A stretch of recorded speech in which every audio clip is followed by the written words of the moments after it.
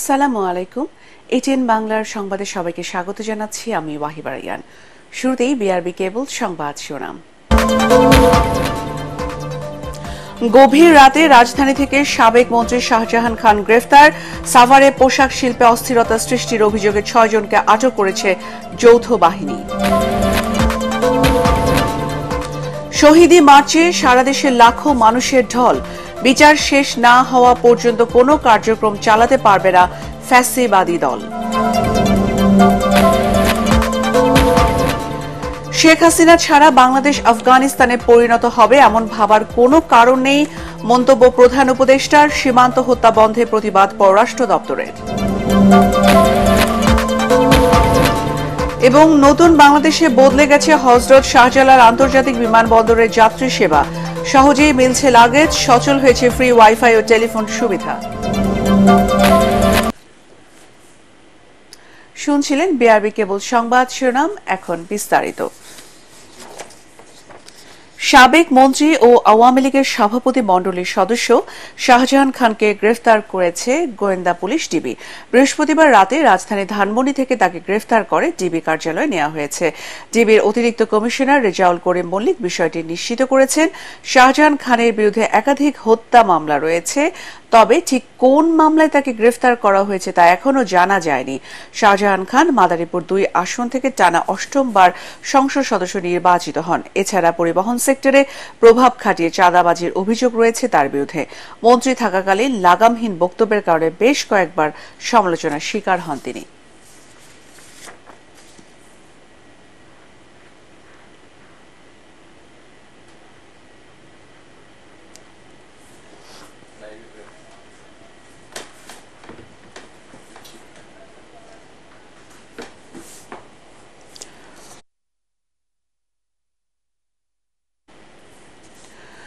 দর্শক, এই মুহূর্তে রাজধানীর ডিবি কার্যালয়ে আছেন আমাদের সহকর্মী মনির হোসেন তপু।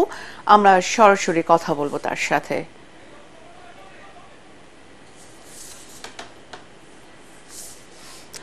তপু, শাহজাহান খানকে কোন মামলায় গ্রেফতার করা হয়েছে?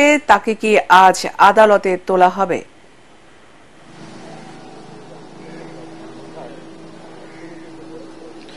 ধন্যবাদ ওয়াহিবা। আমরা কিছুক্ষণ আগে জানতে পারলাম যে শাহজাহান খানকে ধানমন্ডির থানায় যে হত্যা মামলা রয়েছে সেই হত্যা মামলায় তাকে গ্রেফতার দেখানো হয়েছে। সেই মামলার নম্বর ৭ এবং সেই মামলায় তাকে আজ গ্রেফতার দেখিয়ে আমরা যতটুকু জানতে পেরেছি দুপুরের পর থেকে তাকে হয়তো এই ডিবি কার্যালয় থেকে বের করা হবে এবং ঢাকার চিফ মেট্রোপলিটন ম্যাজিস্ট্রেট আদালতে তাকে তোলা হবে। এবং এখন পর্যন্ত আমরা এখনো নিশ্চিত নয় কতদিন তার বিরুদ্ধে রিমান্ডের আবেদন করা হবে, যেহেতু তার বিরুদ্ধে রাজধানী সহ বেশ কয়েকটি থানায় তার বিরুদ্ধে হত্যা মামলা রয়েছে। মূলত আজ ধানমন্ডি থানার যে হত্যা মামলা রয়েছে সেই মামলায় তাকে গ্রেফতার দেখিয়ে আদালতে হাজির করা হবে। আর আপনাকে আরেকটি বিষয় জানিয়ে রাখি যে গতকাল রাতে আমরা খবর পেয়েছি যে তাকে ধানমন্ডি থেকে গ্রেফতার করে এই ডিবি কার্যালয়ে নিয়ে আসা হয় এবং ডিবির অতিরিক্ত কমিশনার তিনি আমাদেরকে বিষয়টি নিশ্চিত করেছিলেন গতকাল রাতে। এবং এছাড়া আর আমরা যেটি খবর পেয়েছি যে তার বিরুদ্ধে যে অভিযোগগুলো রয়েছে সেগুলো সুষ্ঠু তদন্তের জন্য ধানমন্ডি থানার যে তদন্তকারী কর্মকর্তা রয়েছেন তিনি তার বিরুদ্ধে রিমান্ডের আবেদন করবেন। তবে এখনো নিশ্চিত হতে পারিনি আমরা তার বিরুদ্ধে কতদিন রিমান্ডের আবেদন তারা করবেন। আর আরেকটি বিষয় আপনাকে একটু জানিয়ে রাখি যে এই শাহজাহান খান আওয়ামী লীগের যে মাদারীপুর থেকে টানা ৮ বারের সংসদ সদস্য নির্বাচিত হয়েছিলেন এবং বেশ প্রভাব ছিল তার পরিবহন সেক্টরে। এই প্রভাব খাটিয়ে তিনি আমরা এর আগে বেশ কয়েকবার তার বিরুদ্ধে অভিযোগ উঠেছিল যে পরিবহন সেক্টর থেকে প্রতি মাসে কয়েক কোটি টাকা তিনি চাঁদা আদায় করতেন তার নাম ব্যবহার করে। এছাড়া তিনি গেল এই ৮ বার সংসদ সদস্য থাকাকালীন সময় তিনি সম্পদের পাহাড় গড়েছিলেন এমনও অভিযোগ রয়েছে তার বিরুদ্ধে। জি ওয়াহিবা, এই ছিল আমার কাছে ডিবি কার্যালয় থেকে সবশেষ খবর। আপু, আপনাকে ধন্যবাদ। পোশাক শিল্পের অস্থিরতা রোধে সাভারের আশুলিয়ার জাম করা এলাকা থেকে নাশকতাকারীর সন্দেহে 6 জনকে আটক করেছে যৌথ বাহিনী। বৃহস্পতিবার মধ্যরাতে সেনাবাহিনী, পুলিশ ও র্যাব এই অভিযান পরিচালনা করে। আশুলিয়া থানার ওসি মাসুদুর রহমান জানান, গ্রেফতারকৃতরা জুট ব্যবসার প্রভাব বিস্তার সহ নাশকতার উদ্দেশ্যে পরিকল্পিতভাবে গার্মেন্টস শ্রমিকদের উস্কে দেয়। গত কয়েকদিন বিভিন্ন দাবিতে সাভার, আশুলিয়া ও গাজীপুরে তৈরি পোশাক শিল্প সহ অন্যান্য খাতের শ্রমিকদের আন্দোলনের কারণে শিল্পাঞ্চলে অস্থিরতা দেখা দেয়। এই আন্দোলনে ইন্ধনদাতাদের বিরুদ্ধে ব্যবস্থা নিতে অভিযান পরিচালনা করেছে যৌথ বাহিনী।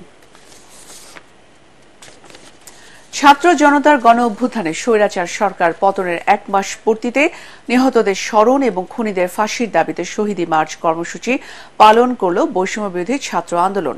রাজধানী সহ সারা দেশে প্রতিবাদী পদযাত্রায় তারা বলেন, গণহত্যার নির্দেশদাতা শেখ হাসিনাকে ভারত থেকে দেশে ফিরিয়ে এনে দৃষ্টান্তমূলক শাস্তি নিশ্চিত করতে হবে। একই সাথে দুর্নীতি ও দুঃশাসন মুক্ত বৈষম্যহীন বাংলাদেশ গড়ার শপথ নেন ছাত্র জনতা। এহসানুল গনি স্বজন ও সেলিম রেজার ক্যামেরায় রিপোর্ট করছেন আদিন সজীব।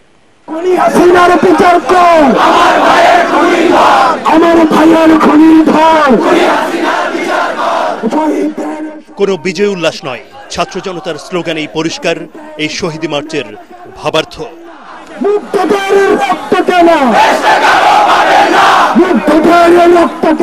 বৈষম্য বিরোধী ছাত্র আন্দোলনে যারা শহীদ হয়েছেন, যারা হাত পা চোখ হারিয়ে গুরুতর আহত অবস্থায় হাসপাতালের বিছানায় কাতরাচ্ছেন, তাদের স্মরণেই এই প্রতিবাদী কর্মসূচি।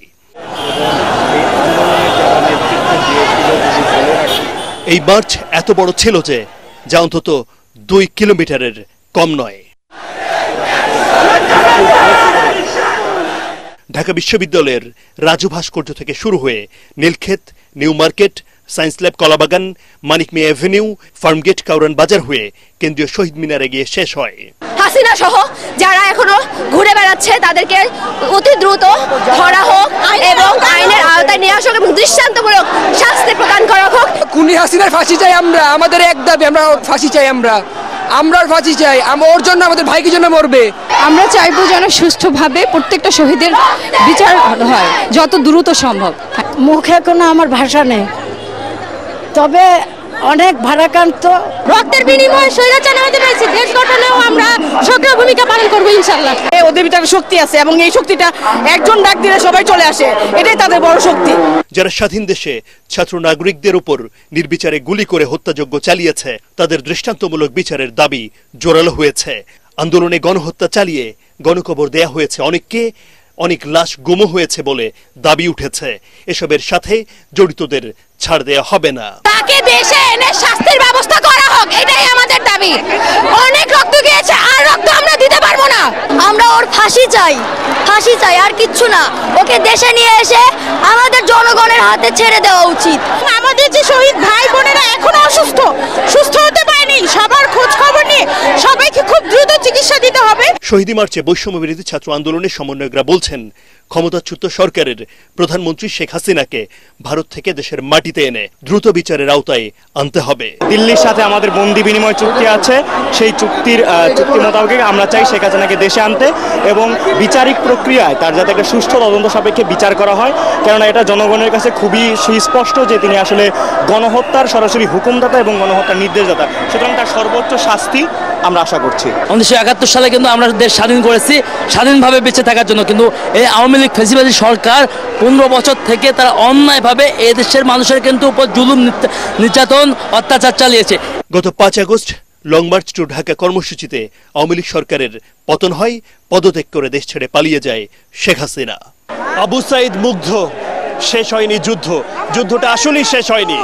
যারা শহীদ হয়েছেন, এই শহীদদেরকে যারা হত্যার নির্দেশ দিয়েছেন এবং হত্যার সঙ্গে জড়িত প্রত্যেকের বিচারের দাবি আজকে উঠেছে এই শহীদি মার্চ থেকে।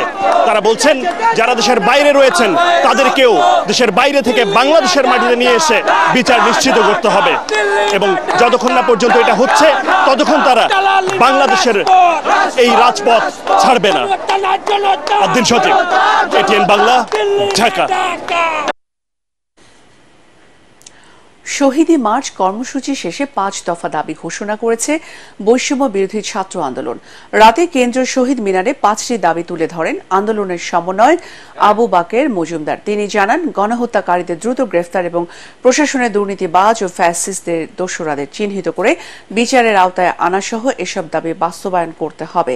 এ সময় সমন্বয়ক সার্জিস সালম ও হাসনাত আবদুল্লাহ বলেন, লক্ষাধিক ছাত্র জনতার এই জনস্রোত প্রমাণ করে শহীদদের রক্তে রঞ্জিত অভ্যুত্থান কখনো বৃথা যেতে পারে না।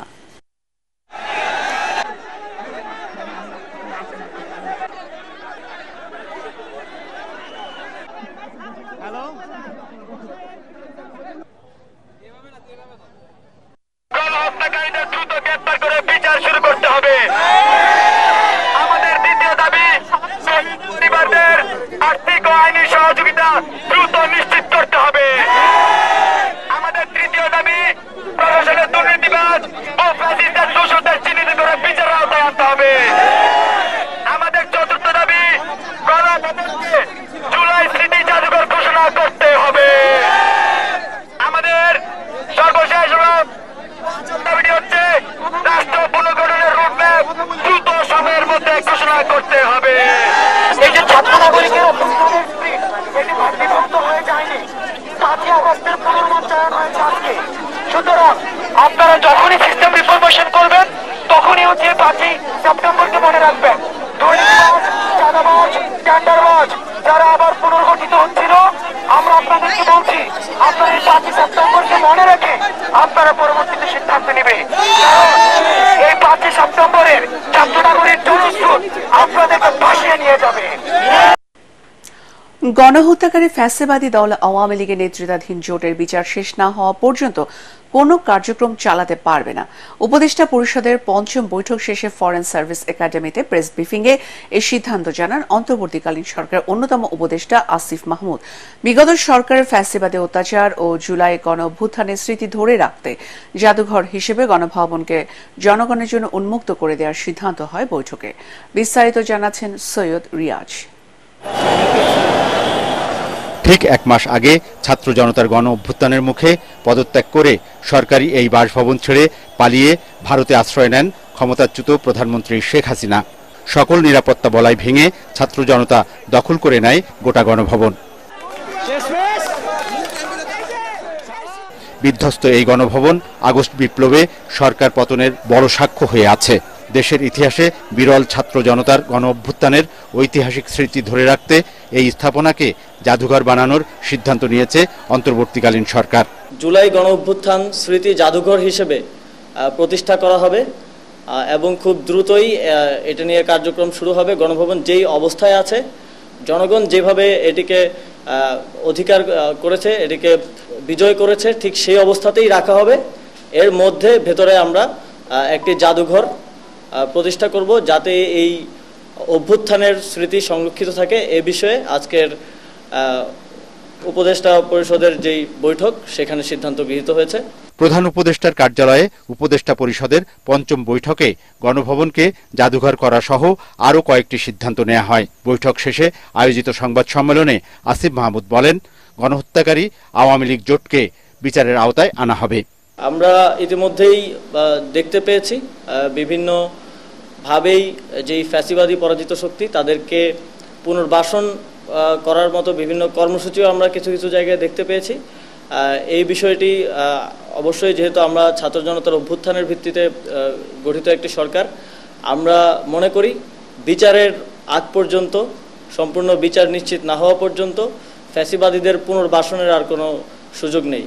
উপদেষ্টা পরিষদের বৈঠকে বন্যা দুর্গতদের পুনর্বাসন ও শ্রমিক অঙ্গনে বিশৃঙ্খলা নিরসনে কমিশন গঠনের সিদ্ধান্ত নেওয়া হয়। এছাড়াও জাতীয় জিন ব্যাংক ব্যবস্থাপনা নীতিমালা 2024-এর খসড়ার অনুমোদন দেয় উপদেষ্টা পরিষদ। তার স্মৃতিকে ধরে রাখার জন্য সৈয়দ রিয়াজ, এটিএন বাংলা, ঢাকা। ভারতের রাজধানী দিল্লিতে বসে শেখ হাসিনাকে বাংলাদেশের বিষয়ে কোনো বক্তব্য বিবৃতি না দেবার আহ্বান জানিয়েছেন অন্তর্বর্তীকালীন সরকার প্রধান উপদেষ্টা ড মোহাম্মদ ইউনূস। ছাত্র জনতার গণ অভ্যুত্থানে পালিয়ে ভারতে আশ্রয় নেয় শেখ হাসিনার সাম্প্রতিক একটি বক্তব্যকে অবন্ধুসুলভ আচরণ মন্তব্য করে তিনি বলেন, বাংলাদেশ ফেরত যাওয়ার আগ পর্যন্ত তাকে চুপ থাকতে হবে। রাষ্ট্রীয় অতিথি ভবন যমুনায় ভারতীয় বার্তা সংস্থা পিটিআইকে দেয়া সাক্ষাৎকারে প্রধান উপদেষ্টা বলেন, বাংলাদেশ যখন ভারতের সঙ্গে শক্তিশালী সম্পর্ককে মূল্য দেয় তখন নয়াদিল্লিকে অবশ্যই আওয়ামী লীগ ছাড়া দেশের অন্য সব রাজনৈতিক দলকে ইসলামপন্থী হিসেবে আখ্যায়িত করা বন্ধ করতে হবে। শেখ হাসিনা ছাড়া বাংলাদেশ আফগানিস্তানে পরিণত হবে তা ভাবার কোনো কারণ নেই বলে মন্তব্য করেন প্রধান উপদেষ্টা। এদিকে মৌলভীবাজারের কুলাউড়া সীমান্তে ভারতীয় সীমান্তরক্ষী বাহিনী বিএসএফ এর গুলিতে ১৩ বছরের কিশোরী স্বর্ণা দাস নিহতের ঘটনায় তীব্র প্রতিবাদ জানিয়েছে বাংলাদেশ। নির্মম এই হত্যাকাণ্ডে উদ্বেগ ও নিন্দা জানিয়ে বাংলাদেশ এ ধরনের জঘন্য কাজে পুনরাবৃত্তি রোধ এবং সব সীমান্ত হত্যা তদন্ত করে দায়ী ব্যক্তিদের বিচার করতে ভারতের প্রতি আহ্বান জানিয়েছে। বৃহস্পতিবার রাতে ঢাকায় ভারতীয় হাইকমিশনে পাঠানো পররাষ্ট্র মন্ত্রণালয়ের প্রতিবাদপত্রে এসব কথা বলা হয়। মৌলভীবাজার কুলাউড়ায় বিএসএফ এর গুলিতে গত ১ সেপ্টেম্বর প্রাণ হারান স্বর্ণা দাস।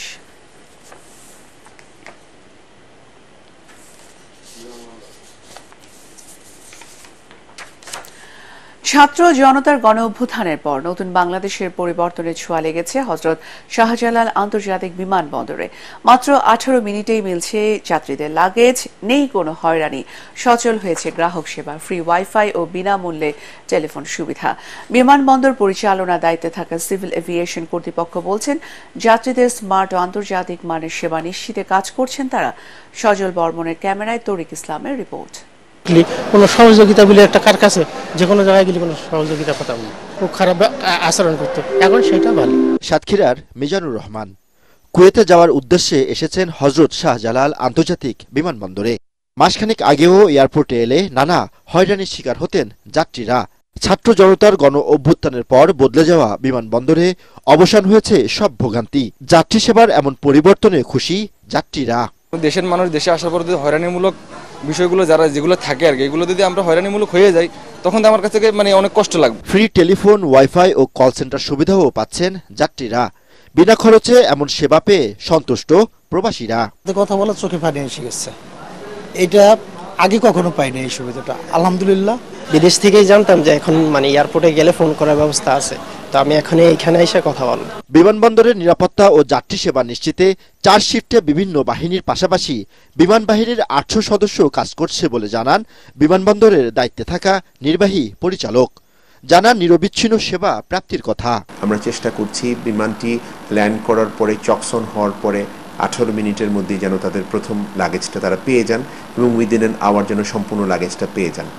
এভাবে প্রত্যেকটি জায়গায় আমরা চেষ্টা করছি আমাদের সম্মানিত যাত্রীদের সর্বোচ্চ সুবিধাটা দেওয়ার জন্য। আন্তর্জাতিক সেবা নিশ্চিতে এই বিমানবন্দরকে ঘিরে নিজের পরিকল্পনা তুলে ধরেন নতুন নিয়োগ পাওয়া সিভিল এভিয়েশনের চেয়ারম্যান। প্রত্যেকের জায়গা থেকে তার বেস্টটা দেওয়ার চেষ্টা করেছে এবং আমরা কন্টিনিউয়াস সুপারভিশনের ভিতরে রেখেছি। Very very important. আপনি অনেক কিছু আছে, আইন কারণ আছে, আছে, ইমপ্লিমেন্টেশন যদি সঠিকভাবে না হয় তাহলে কিন্তু ফলটা পাওয়া যায়। শাহজালাল বিমানবন্দরে যাত্রী সেবায় সবচেয়ে বড় পরিবর্তন এসেছে luggage প্রাপ্তিতে।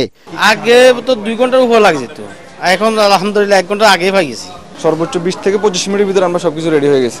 Earlier it was a total mess, total failure. Now the situation is far better. বিমান থেকে নামার মাত্র 18 মিনিটেই মিলছে লাগেজ। অনেক সময় লাগেজ আসলেও নেই যাত্রীর দেখা। বদলে যাওয়া বাংলাদেশের পরিবর্তনে ছোঁয়া লেগেছে হযরত শাহজালাল আন্তর্জাতিক বিমানবন্দরে। আগে যেখানে বিমানবন্দরে ল্যান্ড করার পর লাগেজ পেতে সময় লাগতো ঘন্টা পর ঘন্টা কিংবা কেটে যেত দিন, এখন তা সম্ভব হচ্ছে মাত্র কয়েক মিনিটেই। তাই তো যাত্রীদের চোখে মুখে এখন স্বস্তির প্রকাশ। তরিক ইসলাম, এটিএন বাংলা, হযরত শাহজালাল আন্তর্জাতিক বিমানবন্দর, ঢাকা। পার্টেক্স খেলার খবর।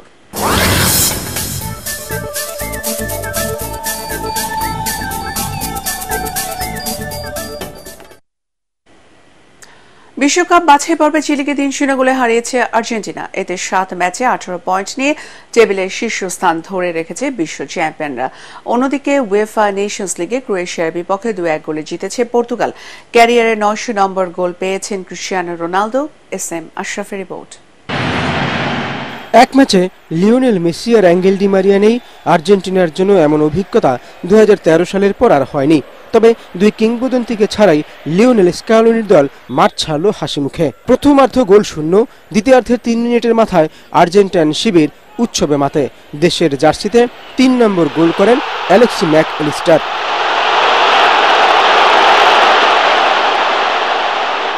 নির্ধারিত সময় শেষ হওয়ার 6 মিনিট আগে বক্সের বাইরে থেকে দুর্দান্ত শটে আলবিসেলেস্তেদের দ্বিতীয় গোল এনে দেন অ্যাটলেটিকো মাদ্রিদের স্ট্রাইকার হুলিয়ান আলভারেজ। যোগ করা সময়ের 1 মিনিটে মেসির 10 নম্বর জার্সি পরে মাঠে নামা দিবালার পায়ে আসে তৃতীয় গোল।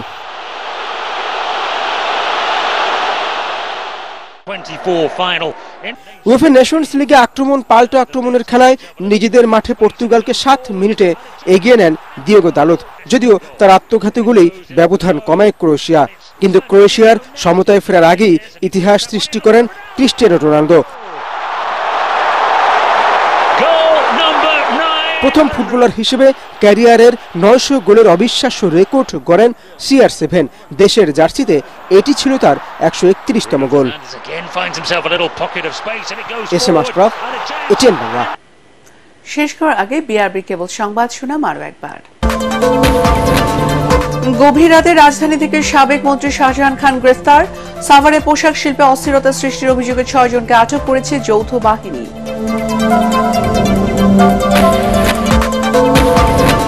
শহীদি মার্চে সারা দেশের লাখো মানুষের ঢল। বিচার শেষ না হওয়া পর্যন্ত কোনো কার্যক্রম চালাতে পারবে না ফ্যাসিবাদী দল।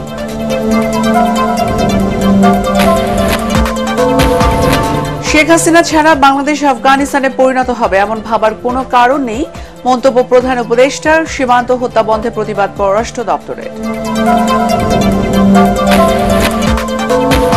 এবং নতুন বাংলাদেশে বদলে গেছে হযরত শাহজালাল আন্তর্জাতিক বিমানবন্দরের যাত্রী সেবা।